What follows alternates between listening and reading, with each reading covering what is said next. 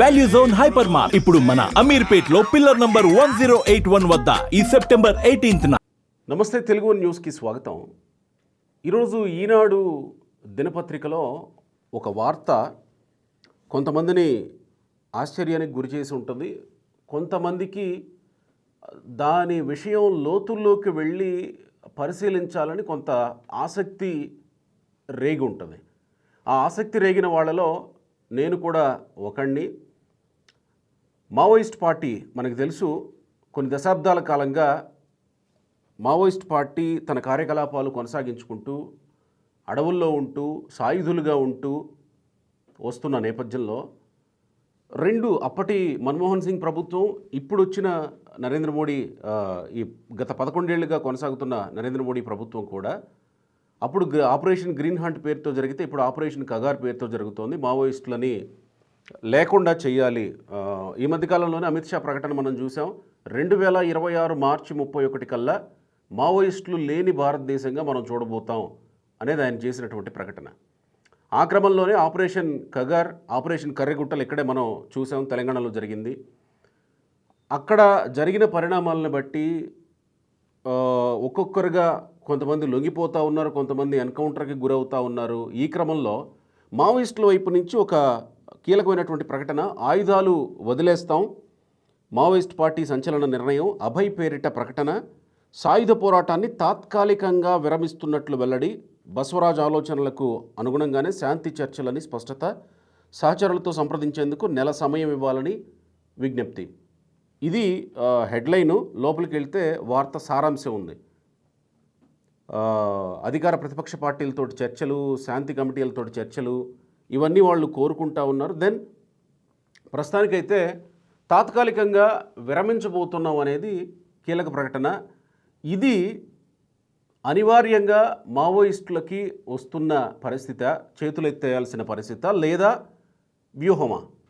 గతంలో కొండపల్లి సీతారామయ్య ఆధ్వర్యంలో ఒకసారి ఇలానే తాత్కాలిక విరమణ జరిగింది. ఆ తర్వాత మళ్ళీ అడవుల బాట పట్టారు అనే విషయాన్ని గుర్తు చేసుకుంటూ చర్చిస్తున్న నేపథ్యంలో మావోయిస్టులు పోలీసులకి మధ్య జరుగుతున్న గతం నుంచి గత 30-40 ఏళ్ళుగా జరుగుతున్న వ్యవహారాలన్నింటినీ చాలా దగ్గరగా ఉండి పరిశీలించి వార్తల రూపంలో మన ముందుకు తీసుకొచ్చిన డానీ గారు, సీనియర్ జర్నలిస్ట్, మనతో జాయిన్ అవుతున్నారు. డానీ గారు, వెల్కమ్ సార్. నమస్తే. ఎట్లా చూడాలి ఇది? అనివార్యమా, వ్యూహమా మావోయిస్టుల వైపు నుంచి లేక? నేను దీని మీద ఏమైనా కామెంట్ చేయడం ముందు ఒక విషయం స్పష్టం చేయాలి, ప్లీజ్. ఏమిటంటే ఆ లేఖ ఎవరు రాశారు, ఎప్పుడు రాశారు, దాని వెరాసిటీ ఏమిటి, అందులోని అంశాలు ఏమిటి అనేది పేపర్లో చదివాము, కానీ అది కన్ఫర్మ్డ్ అవునా కాదా అనేది ఒక డౌట్ ఉన్నది. పేపర్ వాళ్ళు కూడా ఆ డౌట్. ఫోటో ఒకటి వేణుగోపాల్ అని పేరుతోటి, ఫోటో ఒకటి వేసి వేణుగోపాల్ అనే పేరుతోటి ఒకటి మనం చూసాం కదా ఈరోజు ఈనాడు పేపర్లో. అవును, మల్లోజుల వేణుగోపాలరావుది. అయితే టైమ్స్ ఆఫ్ ఇండియా కూడా అదే వార్త ఇస్తూ ఇది వెరాసిటీ, దీన్ని ఇంకా తేలాల్సి ఉందని చెప్పింది. ఇది అవునా నిజమన్నా కానీ అది తేలాల్సి ఉందని మాట కూడా రాశారు వాళ్ళు. హెడ్లైన్స్లోనే ఆ మాట రాశారు. మల్లోజుల వేణుగోపాలరావు ఒక ప్రకటన విడుదల చేశారు అనే వార్త నేను కూడా పత్రికల్లో చదివా. కొన్ని పత్రికల్లో ఆ వార్తను యాజ్ ఇట్ ఈస్కి ఇచ్చింది, కొన్ని పత్రికల్లో ముఖ్యంగా టైమ్స్ ఆఫ్ ఇండియాలో దీని తాలూకు వెరాసిటీ, ఇది ఎంతవరకు నిజము అనేది తేలాల్సి ఉన్నదనే మాట కూడా హెడ్లైన్స్లోనే పెట్టింది, హెడ్డింగ్లోనే పెట్టింది. అంచేత మనం అది కన్ఫర్మ్గా తీసుకోకూడదు, కానీ అలాంటి సందర్భం వస్తే ఏమిటి పరిష్కారము, ఏం చేస్తే బాగుంటుంది అనేది సివిల్ సొసైటీ అనుకున్నది అని మాట్లాడటం వరకే నేను పరిమితం అవుతా. అదే అలా చేయటమే కరెక్ట్ అనుకుంటా. అంతకంటే ముందు నాకు ఒక ప్రశ్న ఏంటంటే, అలాంటి పరిస్థితి ఇప్పుడు మావోయిస్టుల ముందు ఉందా? ముందండి. నిరాయుధులు అవ్వాల్సిన పరిస్థితి మావోయిస్టులో ఒక విధంగా నా అభిప్రాయం ప్రకారము, నా అంచనా ప్రకారము, నా అవగాహన మేరకు ఒక డెడ్ టెనర్లో ఉన్నారు అని అనుకున్నాను నేను. డెడ్ టెనర్ అంటే వెనక రాలేరు, ముందుకు పోలేరు అనేది ఇంగ్లీష్ ఇడియంని మనం అర్థంలో వాడతాం. ముందుకు పోలేరు, అది డెడ్ టెనల్ కాబట్టి వెనక్కి రావడం కూడా కుదరదు. సాధారణంగా ఏ యుద్ధమైనా సరే చాలా కీలకమైన అంశం ఏంటంటే, యుద్ధానికి వెళ్ళడానికి ముందు వెనకతట్టు ప్రాంతం అనేది ఒకటి ఉండాలి. రియర్ ఫ్రంట్ అంటాం మనం. ఒక వెనకతట్టు ప్రాంతం ఉండాలి తప్పనిసరిగా. మావో మిలిటరీ ఎత్తుగడలు కూడా చాలాసార్లు చెప్తాడు అట్లాంటి విషయాలన్నీ. ఒక ఇబ్బంది నిజానికి మా చైనాలో జరిగినటువంటి జైత్రయాత్ర అని గొప్పగా మనం చెప్పుకుంటున్నది, లాంగ్ మార్చ్ అని మనం చెప్పుకుంటున్నది, అది రిట్రీట్ కావడం, వెనక్కి రావడం. వెనక్కి వచ్చే క్రమంలో వాళ్ళు బలాన్ని పుంజుకొని దాన్ని విజయంగా మార్చుకున్నారు. కానీ యుద్ధ రంగంలో గట్టిగా దెబ్బతిన్న తర్వాత, దాదాపు ఓటమి అంచుల్లోకి వెళ్ళిపోయిన తర్వాత వెనక నడక అవసరం అని చెప్పేసి వాళ్ళు భావించి రిట్రీట్ అయ్యారు. రిట్రీట్ అయిందనే మావో లాంటి చాలా గొప్ప తెలివైనటువంటి నాయకుడు ఉన్నాడు కాబట్టి ఆ వెనకబాటునే, వెనకడుగునే ఒక విజయంగా మార్చుకున్నాడు. అది చైనాలో మనకు కనిపించినటువంటి వాస్తవం అది. అంచేత రిట్రీట్ అనేది ఆలోచన లేకుండా ముందుకు వెళ్ళటం అనేది ఏ యుద్ధ సైనికుడు కాదు కదా, సేనాధిపతికి న్యాయమైంది కాదు. ఆ తప్పు మావోయిస్టులు చేశారనే అభిప్రాయం నాకు ఉన్నది. నాకు బాగా ఇష్టమైనటువంటి సన్నివేశం ఏమిటంటే, సినిమాల్లో చెప్తున్నాను, ద 10 కమాండ్మెంట్స్ లో ఒక సన్నివేశం ఉంటుంది. యాక్చువల్గా చిన్నప్పుడు నుండి విన్నదే నేను, అది బైబిల్ సంబంధించి. మా ఇళ్లలో మూసా అల్ ఇస్లాం అంటాం, వాళ్ళు క్రైస్తవులు మోజెస్ అంటారు, తేడా తప్ప కథ సేమ్ టు సేమ్. మోజెస్ వదిలేసి ఈజిప్ట్ ని వెళ్ళిపోతున్నాడు. వెళ్ళిపోయే టైంలో వెనక నుండి పారో సైన్యం తరుముకుంటూ వచ్చేస్తున్నది. ఈయన అనుచరులు ఈయన వెనకాల వచ్చారు, కానీ ఎదర ఏమైందంటే రెడ్ సీ వచ్చేసింది అడ్డంగాను. వీళ్ళు ఇదంతా వచ్చినప్పుడు కూడా ఇదేంటయ్యా ఇలా నడిపించా మమ్మల్ని, ఎర్ర సముద్రం వచ్చేసి, ఇటు సముద్రం వచ్చేసింది, అటు సైన్యం వచ్చేస్తున్నది, ఏం చేయమంటాం మమ్మల్ని అంటాడు. ఆ సమయంలో పారో ఒక మాట అంటాడు, మీరు ఎప్పుడైనా చూస్తే మళ్ళీ 10 కమాండ్మెంట్స్ సినిమాలు ఇప్పుడు ఉంటుంది. It seems the God of Moses is a bad commander అంటాడు. ఈ మోజెస్ నడుపుతున్న దేవుడు బ్యాడ్ కమాండరు, వెనక తట్టు ప్రాంతం లేకుండా చేసి పడేశాడు ఇతన్ని, అంటే దొరికిపోయేటట్టుగా చచ్చిపోయేటట్టు చేశాడని మాటలో ఆడతాడు. అది ఎవరికైనా ఎప్పటికైనా ఏ విధంగా అమలు అవుద్ది, ఈ సందర్భంగా చెప్తే నేను బాగుంటుంది అనుకో కోట్ చేసేదాన్ని. అలాగా వెనక తట్టు అనేది లేకుండా ఒక ఉత్సాహంతో, ఓ బ్లైండ్ బిలీఫ్ తోటో వాళ్ళు ముందుకు సాగారు. కష్టం వచ్చినప్పుడు, శత్రువు విరుచుకుపడుతున్నప్పుడు ఎలా తప్పించుకోవాలనే ప్లాన్ లేకుండా పోయింది అనే అభిప్రాయం నాకు ఉన్నది. ఎప్పుడైతే వెనక్కి మనం మళ్ళీ అవకాశం లేకపోయిందో, శత్రువు మనం చుట్టేశాడో, అప్పుడు రెండు మార్గాలు ఉంటాయి. శత్రువుతో విరోచితంగా పోరాడి అందరూ చనిపోవడము, లేదా సంధి చేసుకోవడము, లేదా లొంగిపోవటము. లొంగిపోవటమా, ఒప్పందమా, ఈ దాంట్లో డిగ్రీస్ వేరు. ఇప్పుడు ఏ పరిస్థితి ఉన్నది అనేది వాళ్ళు తేల్చుకుంటారు. వారు కొద్దో గొప్ప శక్తి ఉండేదైతే ఒప్పందం చేసుకోగలుగుతారు.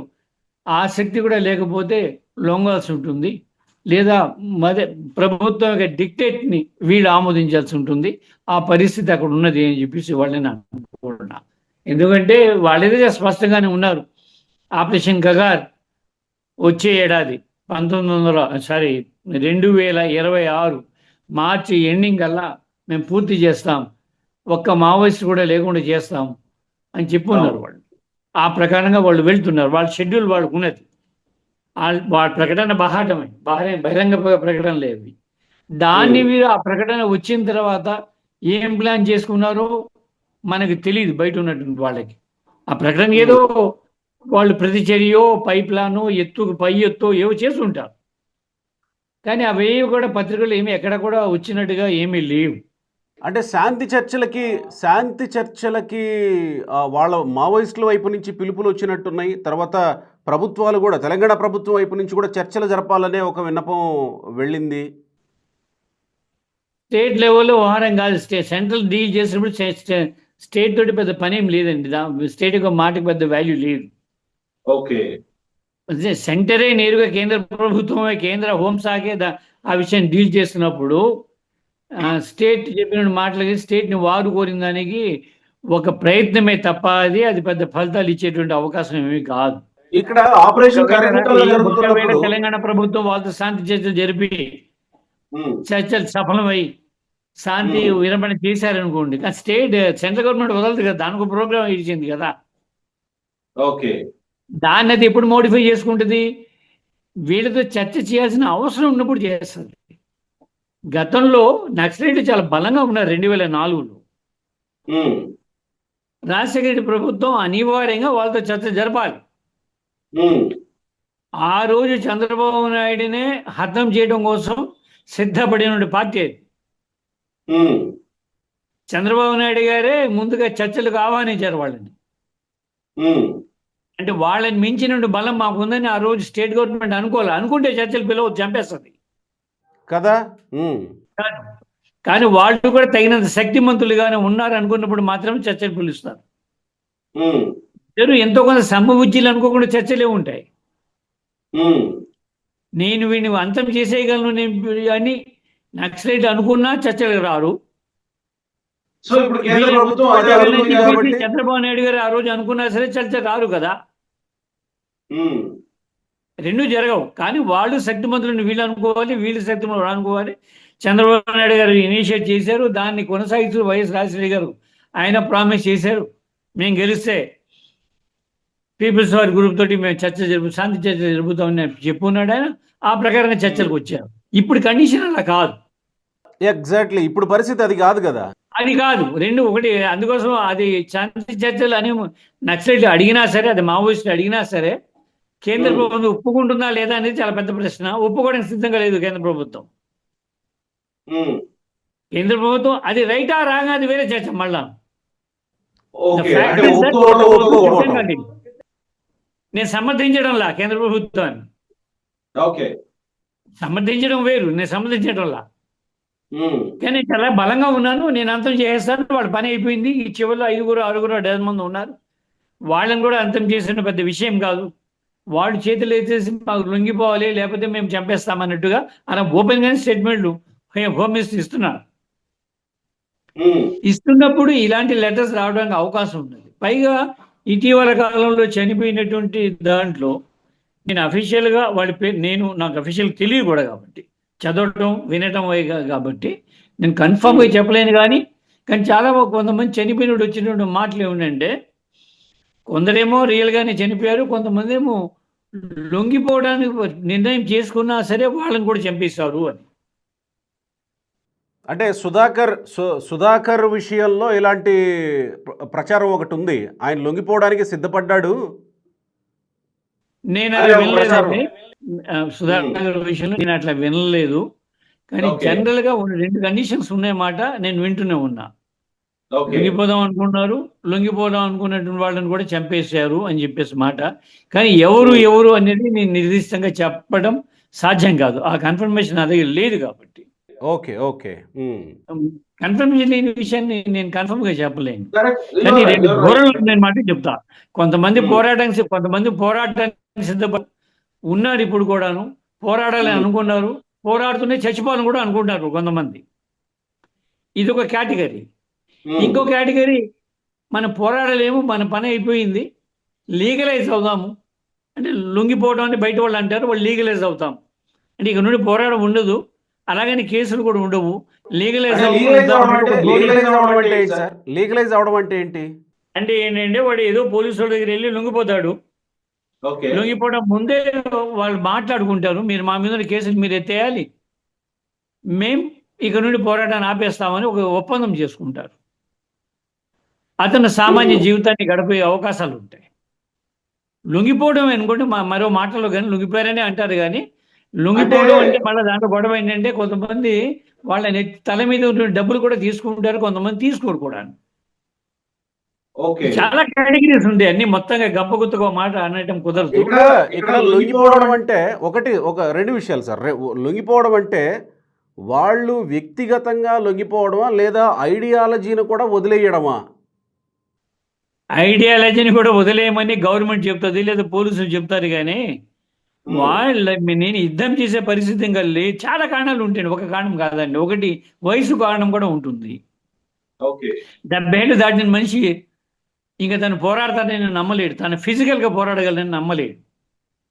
బయట ప్రపంచాన్ని ఇన్స్పైర్ చేయగలని అనుకుంటాడు, కానీ బయట ప్రపంచంలో అలాంటి స్పందన కూడా తక్కువ అయినప్పుడు తను చేయగలిగింది ఏమీ లేదు. అడవిలో ఉండి తను చేయగలిగింది లేదు, తను ఫిజికల్గా తుపాకీ పట్టుకుని పోరాడగలిగింది లేదు. ఇది కాకుండానే లైఫ్ స్టైల్ డిసీజెస్ చాలా వచ్చేస్తుంటాయి వాళ్ళకి. మోకాళ్ళు అరిగిపోతాయి, రీప్లేస్మెంట్ జాయింట్ హిప్ జాయింట్స్ లో అంటే రిక్రూట్మెంట్ జరగట్లేదా సార్? రిక్రూట్మెంట్ జరగట్లేదా మీకున్న సమాచారం మేరకు? రిక్రూట్మెంట్ జరగడం లేదండి, ఓకే. జరగడం లేదు. జరగకపోవడం లేని ఏ మూమెంట్ అయినా బలహీనపడుతుంది, సింపుల్ లాజిక్. అంతే కదా. యాడ్ అయిన వాళ్ళు పెరుగుతున్నప్పుడు చాలా ఉత్సాహంగా ఉంటారు, వాళ్ళు కొత్త జనరేషన్ ఉంటుంది, యువతరం ఉంటుంది. రిక్రూట్మెంట్ లేకపోతే ఏమవుతుందంటే ఉన్నవాళ్ళు వృద్ధులైపోతారు, అవును కదా. కొత్తతనం రాదు, వృద్ధులు చేయగలిగింది కూడా ఏం లేదు. ఇక్కడ కొండపల్లి సీతారామయ్య గారి టైంలో ఇచ్చిన పిలుపును ఒకసారి గుర్తు చేసుకుంటున్నారు కొంతమంది. ఆయన కూడా తాత్కాలికంగా విరమిస్తున్నామని ప్రకటించారు. కొండపల్లి సీతారామయ్య గారి కండిషన్ వేరు, ఆనాటి ఆయన ఆరోగ్యం కూడా వేరు. కొండపల్లి సీతారామయ్య గారు నాగ్పూర్లో అరెస్ట్ అయిన తర్వాత సాయుధ తాత్కాలిక విరమణ ప్రకటన చేశారు.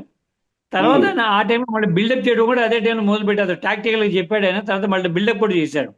ఎగ్జాక్ట్లీ ఎండని మడుగులు వదిలి యాక్వేరియంలోకి వచ్చాం, యాక్వేరియంల నుంచి ఎండని మడుగుల్లోకి వెళదామనే ఒక భాస్కర్ రావు అనే ఒక వ్యక్తి పిలుపు మేరకు మళ్ళీ వెళ్ళారు అడవుల్లోకి అనే ఒక ఇది మీలాంటి ఒక వ్యక్తితో మాట్లాడినప్పుడు చెప్పారు ఒక సీనియర్ జర్నలిస్టు. ఓకే, చాలా జరుగుతుంది.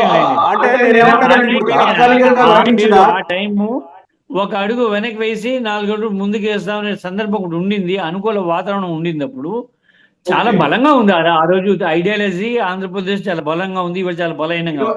ఇట్ వాజ్ ఇన్ 82 అండి, 82-83 టైం కాదండి, కాదండి కాదు అంటే నేను 1978లో సిఓసిలోకి వచ్చాను నేను.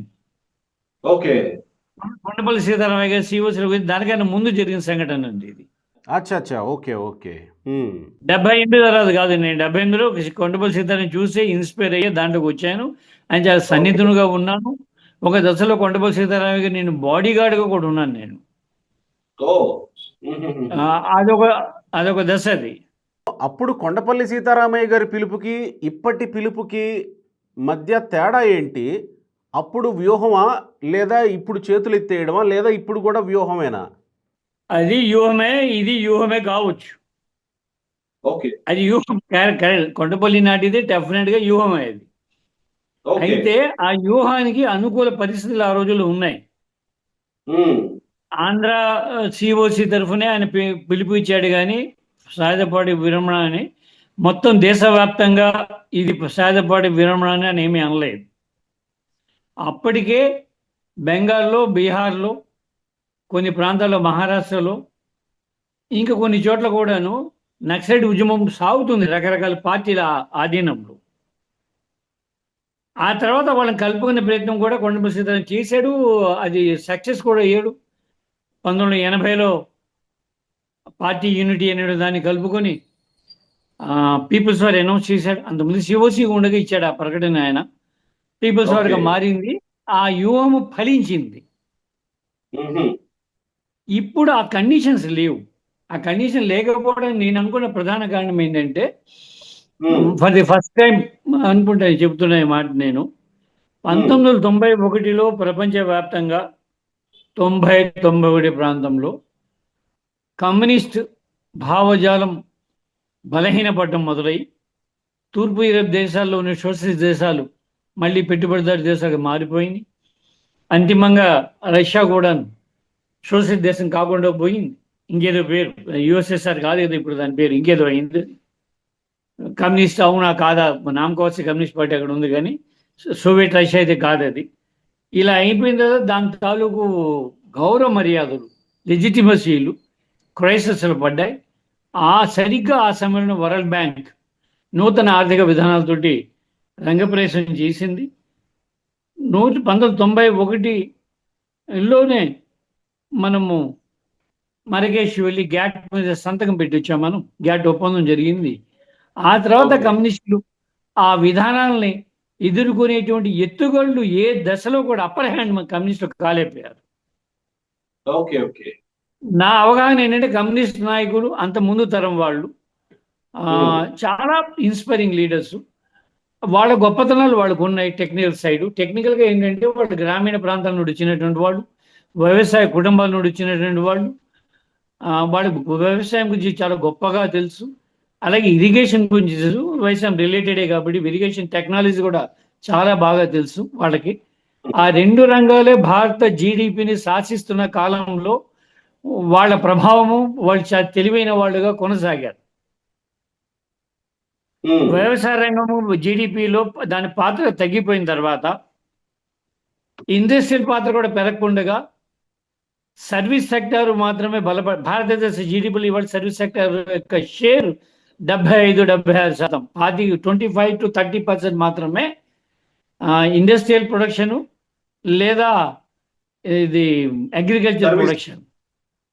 Service sector 70%.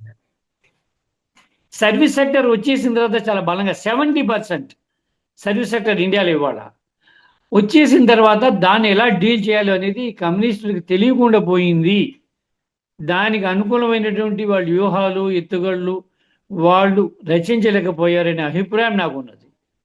నాతో విభేదించే వాళ్ళు అలా ఉండవచ్చు, అది వేరే కథ, కానీ నాకు అభిప్రాయం ఉన్నది. సో ఈ డీగ్రేడ్ కానీ, ఈ బలహీనతలు కానీ, ఈ పడిపోవడాలు కానీ, ఈ పతనాలు కానీ 1990 ఆ ప్రాంతంలో మొదలైనవి అనుకుంటా. ఈ తూర్పు యూరప్ పతనము, రష్యా పతనము, వరల్డ్ బ్యాంకు కొత్త విధానాలతో ముందుకు రావడము, ఐటీ ఇండస్ట్రీ విపరీతంగా అసలు ఊహించినట్టుగా విస్తరించిపోవడము, ఏఐ వచ్చేయటము, వీటిని డీల్ చేసేటువంటి కెపాసిటీ నేను నక్సలైట్ లీడర్గా చెప్పుకునే వాళ్ళు ఎవరికీ ఉందని నేను అనుకోవడం లేదు. ఇలాంటి సమాజంలో వాటి పాత్ర పెరిగిపోయిన తర్వాత ఆ సమాజంతో డీల్ ఎలా చేయాలో తెలిసినటువంటి వాళ్ళు లేరు అనుకున్నాను నేను. మరొకటి ఏంటంటే కొండపల్లి సీతారామన్ చాలా ఇన్స్పైరింగ్ లీడర్. ఎలాగైతే 40లు 50లలో చంద్ర రాజేశ్వరరావు గారు, పుచ్చలపల్లి సుందరయ్య గారు చాలా ఇన్స్పైరింగ్ లీడర్లు. ఆ తర్వాతి కాలంలో చారు ముజుందార్, కాను సన్యార్, తరిమిల నాగిరెడ్డి, చంద్ర బుల్లారెడ్డి, వీళ్ళు కొండపల్లి సీతారామ, కేజీ సత్యమూర్తి ఎంత ఇన్స్పైరింగ్ లీడర్లు వీళ్ళు. అలాంటి ఇన్స్పైరింగ్ లీడర్లు ఇవాళ నాకు సమకాలీన భారతదేశంలో ఎక్కడ కూడా కనపడటం లేదు. మాకు ఆ రోజుల్లో నిజానికి ఒక లీడర్తో మాట్లాడితే ఇవాళ చాలా జ్ఞానం వచ్చిందని అనిపించింది. సిన్సియర్గా, మనస్ఫూర్తిగా చెప్తున్నా. ఒక గొప్ప పుస్తకాన్ని చదివినప్పుడు మనకి ఎలాంటి భావన కలుగుతుందో నేర్చుకున్న ఇవాళ ఒకదాన్ని అన్నట్టుగాను, ఒక లీడర్ తోటి ఒక రోజు మనం 1 గంట 2 గంటలు మాట్లాడే అవకాశం దొరికితే జన్మ ధన్యమైపోయింది, చాలా జ్ఞానం వచ్చేసింది అనిపించింది. వాళ్ళ మాటలు అంత కొత్తగా ఉండేవి, మనం ఊహించడం కూడా వీలైనట్టుగా అంత ముందుగా ఉండేవాడు. అంత ముందుగా మన ఊహల కన్నా ముందుగా ఉన్న నాయకులు ఈ జనరేషన్ కనపడటం లేదు. ఇప్పుడు ఈ జనరేషన్ చాలా పార్టీలు లేవంటారు. ఇప్పుడు ఆ పరిస్థితులు లేవు, మావోయిస్టుల పార్టీ ముందు అని అంటారు. లేదండి. ఆనాటి డాక్టర్లని, ఇంజనీర్లని అట్రాక్ట్ చేయగలిగారే, ఇవాళ డాక్టర్ ఇంజనీర్లని మనం అట్రాక్ట్ చేయలేము. వాళ్ళు చాలా అడ్వాన్స్, మనకనే చాలా అడ్వాన్స్గా ఉన్నారు. మనం వెళ్ళి మాట్లాడితే ఇంత బ్యాక్వర్డ్ వీళ్ళు అనేటట్టుగా ఉంది పరిస్థితి. ఆ రోజుల్లో అలా కాదు. నేను చాలా ఇంజనీరింగ్ కాలేజీకి వెళ్ళాను, నేను చాలా మెడికల్ కాలేజీకి వెళ్ళాను ఆ రోజుల్లో, వక్తగా వగరాగా. ఇప్పుడు సామాజిక స్పృహ, చైతన్యము అని అంటే కొత్తగా అనిపిస్తాయి అంటారా? అట్లనా? కాదు, ఇవాళ కూడా పోరాడాల్సిన అవసరం ఉన్నది. నన్ను అపార్థం చేసుకోవద్దు. ఇవాళ పోరాడాల్సిన అవసరం. సాయుధ పోరాటాలు వేరు, ప్రజాస్వామిక పోరాటాలు వేరు. అది కూడా పాయింటే. సాయుధ పోరాటాలు ప్రాక్టికల్ సాధ్యమా అనేది కూడా ఇవాళ చర్చ జరుగుతుంది నిజంగానే. అవును కదా. అవును కదా. 1-2 మన దగ్గర ఇప్పుడు తుపాకులు ఉండడమే ఆయుధం అనుకున్న రోజులు ఇప్పుడు కూడా నమ్ముతున్నాం మనం అనవసరంగా. తుపాకులు దాటి యుద్ధ ట్యాంకులు వచ్చేస్తున్నాయి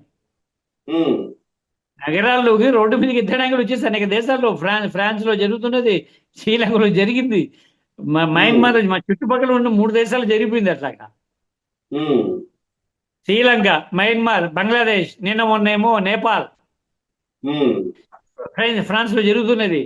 ఆయుధాలు పెరిగిపోయినాయి. ఇప్పుడే ఆ యుద్ధ ట్యాంకులు కూడా అవసరం లేదు, డ్రోన్లు చాలు అంటున్నారు. అక్కడికి వెళ్ళిపోయింది టెక్నాలజీ. అవును కదా. మన సాయుధ ఆయుధాలతోటి, సాంప్రదాయ ఆయుధాలతోటి పోరాటం అయ్యే పని కాదు. ఉమ్, కొడవలు కత్తులు వాడే రోజుల్లో తుపాకీ ఉంటే చాలా అడ్వాన్స్గా ఉన్నాం అనుకుని ఉంటాం మనం.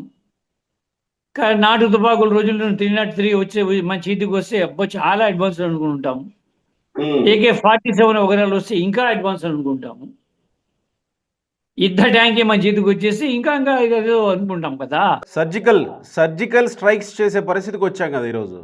వచ్చాం కాబట్టి అవి ఆ ఏరియా దాన్ని అందుకునేటువంటి కెపాసిటీ ఉన్నటువంటి నాయకులు, ఆ టెక్నాలజీ తెలిసినటువంటి వాళ్ళు, ఆ, మ్, అసలు వ్యూహమే కన్విన్సింగ్గా లేదు వచ్చింది. ఇప్పుడు గొడవ ఏంటంటే ఇప్పటికీ 1929 ఆ ప్రాంతంలో మావో ఒక ఆలోచనని పెట్టాడు, నూతన ప్రజాస్వామ్య విప్లవం అని. 1929 ఆ ప్రాంతంలో అనుకుంటా ఆయన న్యూ డెమోక్రటిక్ రివల్యూషన్ మీద మాట్లాడాడు. అదే మాటల్ని అదే వాటిని ఇండియన్ కమ్యూనిస్ట్ పార్టీ అడాప్ట్ చేసుకున్నాయి. నక్సలైట్లే కాదు, దాదాపు సిపిఐ సిపిఎం కూడా దాదాపు అదే ప్రోగ్రామ్. సిపిఐ వాడికి బహుశా ఇంకా పెట్టుబడిదారి వ్యతిరేక డెమోక్రటిక్ రివల్యూషన్ ఉన్నట్టుంది, కానీ సిపిఎం అయితే నూతన ప్రజాస్వామ్య విప్లవమే ఎజెండా మావో చెప్పింది. వాళ్ళ ఎంఎల్ పార్టీ కూడాను న్యూ డెమోక్రటిక్ రివల్యూషనే ఎజెండా. ఉమ్. న్యూ డెమోక్రటిక్ రివల్యూషన్ ఇవాళ వైబులా ఫీజిబులా అంటే డౌటే. ఎందుకంటే ఆ మాట అయితే అప్పుడు తెలియదు. మరప్పుడు మీరు అన్నది కొండపల్లి సీతారామయ్య గారిది అప్పుడు వ్యూహం అయితే, ఇప్పుడు తాత్కాలిక విరమణ అనేది కూడా వ్యూహం ఎలా అవుతుంది? ఇంకా వాళ్ళ వ్యూహం ఫలించేది ఎట్లా? చారిత్రక సందర్భాన్ని కూడా చూసుకోవాలి కదా. కొండపల్లి Okay. సీతారామయ్య నాటికి అట్మాస్ఫియర్ లో అదే ఆవరణము, పర్యావరణము నక్సలిజానికి అనుకూలంగా ఉంది. ఉమ్, మేము ఆయుధాలతోటి సిద్ధంగా లేకుండా తలపడితే దెబ్బతింటాం కాబట్టి విరమణ చేస్తున్నాము. విరమణ చేసిన ఆయుధాన్ని మనం సమకూర్చుకొని మళ్ళీ యుద్ధం చేస్తాం అనే ఐడియా ఆ రోజులో ఉంది. ఉమ్. భౌతిక వాతావరణం అనుకూలంగా కూడా ఉంది. సో ఇప్పుడు ఆ పరిస్థితి లేదు కదా. ఇది వ్యూహం కాదు, ఇక నేరుగా అనివార్య పరిస్థితి. అది మీ లాజికల్ గా మీ మాట కరెక్ట్ కావచ్చు. ఉమ్. ఆ, లొంగిపోవాల్సిన అవసరం ఉంటుంది, లేదా లీగలైజ్ అయిపోవడం అనేది మంచి పద్ధతి అనుకుంటాను నేను. ఓకే, అంటే ప్రభుత్వాలు కానీ ఏమవుతుంది, ఇక్కడ ఎక్కువ ప్రాబ్లం ఉంటుందండి. పాపం వాళ్ళు ఇక్కడ ఈ సాయుధపోవడాన్ని వదిలేసి ఉమ్. ప్రధాన స్రవంతిని కలవాలి అనుకున్నా సరే ఓకే. కొంత ప్రతికూలత ఉంటుంది. పోలీసులు ఏం చేస్తారంటే, మీరు ఎవరిని అప్పు చెప్తారండి? కేంద్ర హోంమంత్రితో మాట్లాడలేరు మీరు, ఈ పత్రికా ప్రకటన ఇవ్వాలి, లేదా పోలీస్ స్టేషన్కో దేనికో వెళ్ళి అక్కడ లొంగిపోవాలి, కలవాలి, కలిసి మాట్లాడాలి. అవును. కానీ వాడు మీ లొంగిపోటుని ఆమోదిస్తాడో తెలీదు. ఉమ్. ఒక ఎక్స్ అనేవాడు మనం చేయగలిగింది ఇప్పుడు ఏం లేదు, నా ఆరోగ్యం పాడైపోయింది, నేను ఇప్పుడు సేవ చేయలేను, నేను ఉండడం నష్టము పైగాను. ఎందుకంటే అతను ఇంకో చోటు తీసుకెళ్ళి 2-3 మోసుకెళ్ళాలి ఆ వ్యక్తిని. ఉమ్. లేదా అది చాలా పెద్ద నాయకుడు అంటే కాపలాగా 10 మంది ఉండాలి. ఉమ్. ఆ 10 మందికి అసలు ఉన్నవాళ్ళే తక్కువ, చాలా తక్కువ మంది. వాళ్ళలో ఆ 10 మందికి ఆ ప్రోగ్రాము, ఈయన కాపలా వేసే ప్రోగ్రాం, ఈయన మందులు తెచ్చే ప్రోగ్రాం, ఈయన ఏమి చేయలేడు. ఈయన చేయకపోక 10 మంది పని లేకుండా చేస్తాడు. ఈ పరిస్థితుల్లో అదేమనుకుంటాడు, నిజంగానే నేను లొంగిపోవడమే బెటర్ అనుకుంటాడు. ఉమ్. లొంగిపోదామని వచ్చాడు అనుకోండి, లొంగిపోవటని ఆన్ రికార్డు లొంగ తీసుకుంటే అతని నెత్తి మీద ఉన్నటువంటి డబ్బులు ఇవ్వాల్సి ఉంటుంది గవర్నమెంట్. అవును కదా. వచ్చిన వాడిని చంపేస్తే అతని నెత్తి మీద ఉన్న రివార్డు ఆ పోలీస్ ఆఫీసర్కి వెళ్తుంది. ఉమ్. అప్పుడు ఆ పోలీస్ ఆఫీసర్ ఏం ఆలోచిస్తాడు? ఉమ్. ఇది కొత్త కాదు, మనం ఇవాళ 2025లో ఉన్నాం. అవును. 2024లో 1924లో సరిగ్గా 100 ఏళ్ళ క్రితం, 101 సంవత్సరాల క్రితం ఇదే సంఘటన జరిగింది. ఓకే. అల్లూరి సీతారామరాజు లొంగిపోదామని వచ్చాడు. విపరీతమైనటువంటి నష్టం జరిగిపోతుంది, ప్రాణ నష్టం. తన చుట్టుపక్కల ఉన్నటువంటి వాళ్ళు చనిపోతున్నారు పెద్ద సంఖ్యలో. బతికున్నటువంటి వాళ్ళు యుద్ధం చేయలేమనుకుంటున్నారు. కొంతమంది యుద్ధ విరమణే మంచిది అంటున్నారు. బాబు నువ్వు వెళ్ళిపో అంటున్నారు కొంతమంది. నువ్వు వచ్చిన తర్వాత ఈ గొడవలు మొదలైన, ఇంతకుముందు లేవంటున్నారు. ఈ పరిస్థితుల్లో నేను లొంగడమే బెటర్ ఏమనుకుని ఆయన పాప గోదావరి గట్టు వచ్చి, ఆ నది ఒడ్డున వచ్చి, గోదావరి మరొకటి అక్కడ ఆ కృష్ణదేవిపేట దగ్గర అక్కడ ఉన్నటువంటి ఒక గొల్లవాడిని పాపం పంపించారు. ఎదురు పోలీసులు క్యాంప్ ఉంటుందిరా, అక్కడ ఇల్లు సీతారామరాజు ఇక్కడ ప్రార్థన ఏవో చేసుకుంటున్నాడు చెప్పరా, చెబితే వాడు వచ్చి వాళ్ళు వస్తారని చెప్పమన్నాడు. కబురంపిస్తాడు, తనే కబురంపిస్తాడు. ఆ ఆఫీసరు సీతారామని చంపేశాడు, ఆ డబ్బులు వస్తాయి నా తనకు కదా అని. కానీ సీతారామరాజు అక్కడ వచ్చి లొంగిపోవడం కోసం ఇలాంటివి కూడా జరుగుతుంటాయి. ఓకే, మరి ఇప్పుడు ప్రభుత్వం దీన్ని ఎట్లా యాక్సెప్ట్ చేయాలా, లేదా కేంద్ర వాళ్ళు ప్రభుత్వం అనుకున్న వాళ్ళ లెక్కల ప్రకారం ప్రభుత్వం అనుకున్న దాని ప్రకారం ముందుకు వెళ్ళాలా? లెక్క ఉంటుంది కదా. ఎందుకంటే వాళ్ళందరూ కూడా ఇప్పుడు సీసీ కెమెరాలు నీడని బతుకుతున్నారు అక్కడ. వాళ్ళు మిగిలిపోయినటువంటి వాళ్ళని మొత్తాన్ని ఎన్సర్కిల్ చేశారు. ఏ దారిలో కూడా బయటకు వచ్చే అవకాశాలు లేవు.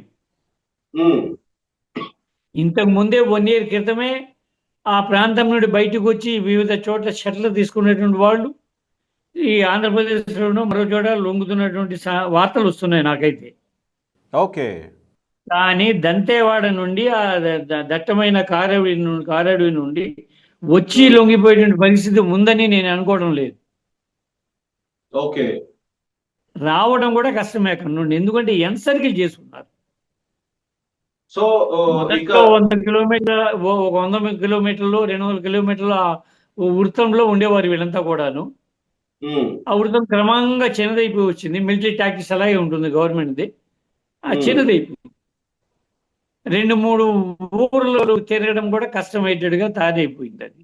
సో వాటి నుండి పోలీసు వలయాల్ని దాటుకొని బయటికి రావడం అనేది నాకు తెలిసి అయ్యే పని కాదు. ఎండని మడుగులు లేవు ఇక. అంటే బయట ఉండాలి కదా, బయట లేదు కదా. ఈ సమాజాన్ని 1990 కూడా మింగేసింది కదా, మిమ్మల్ని నన్ను అందరినీ కూడా మింగేసింది. ఈ అంటే సమాజం నుండి ఇప్పుడు బయట ఇక మావోయిస్టులు ఉండరనే అనుకోవాలా? ఇంకా 2026 మార్చి తర్వాత అమిత్ షా తీసుకున్న దీని ప్రకారం నాకు వ్యక్తిగతంగా మావోయిస్టు మాట కూడా నచ్చదండి, టు బి ఫ్రాంక్. ఓకే,